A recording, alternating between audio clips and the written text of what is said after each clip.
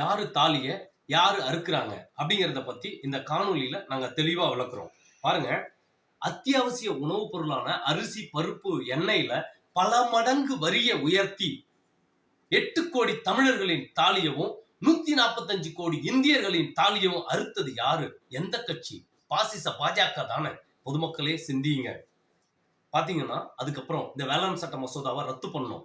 1.5 வருஷம் போராடி அதை ரத்து பண்ணதுனால ஒரு 2 மாத காலங்களுக்குள்ளேயே 143 அத்தியாவசிய பொருட்களின் மீது 28% ஜிஎஸ்டி வரி விதிச்ச கட்சி எந்த கட்சி? அதாவது 145 கோடி இந்தியர்களின் தாலியை அறுத்தது எந்த கட்சி? பொதுமக்களை சிந்தியுங்க, சிந்திச்சு பாருங்க. இந்த பாசிச பாஜக தான் இவ்வளவும் செய்துகிட்டு வருது.